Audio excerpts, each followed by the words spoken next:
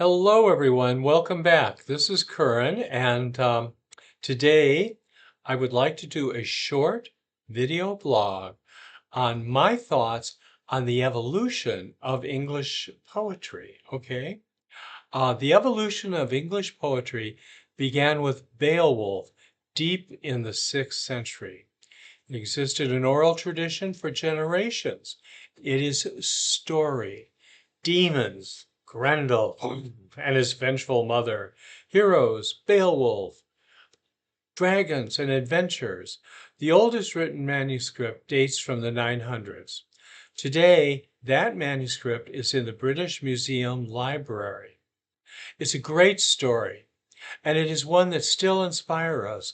The roots of so many of today's heroes and adventure dramas are buried in Beowulf, or have their start in Beowulf. The next step in the evolution of English poetry came with the Canterbury Tales in the 14th century. Godfrey Chaucer captures what we would call personality. He tells a story. There's lots of wonderful stories. Well, first of all, Canterbury Tales is one big story, and there's lots of little stories inside it. The wife, and he captures what we would call personality. He tells a story, but he captures what we would call personality. The Wife of Bath. One of my personal favorites, The Partner's Tale. The knight and all the peasants, nobles, and clergy and characters of late medieval England. A vibrant panorama of all the people around him. It's a window into an age that no longer is. It's an amazing read. It foreshadows what came next. But first, let's hear the opening lines of the Canterbury Tales. In April. That was wrong. I pronounced it like a modern American. Okay, let's try again. An April, when the showers suita, the drought a March has pierced to the ruta, and bathed every vine in such sweet liquor, that virtue engendered is the flower. Yeah, it's really good stuff. Okay, what comes next? Shakespeare in the 16th century. So we have story, we have personality. Shakespeare took it to the next level.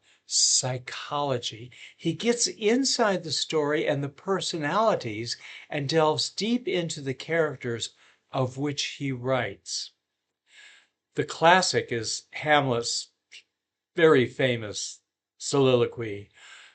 To be or not to be, that is the question.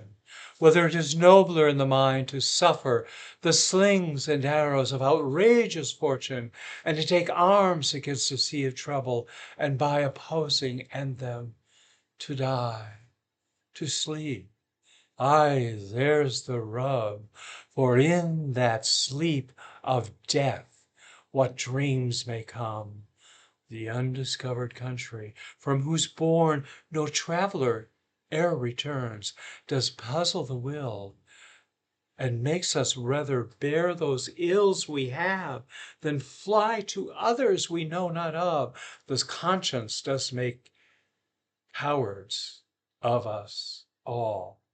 Just remarkable stuff. So we have story, we have personality, we have psychology. What's next? Soul. William Blake in the 18th century. 4 classic lines from William Blake that so inspired me and so many members of my generation back in the 60s. To see a world in a grain of sand, and heaven in a wildflower, to hold infinity in the palm of your hand, and eternity in an hour. Really good stuff. And some more favorite lines of William Blake for me.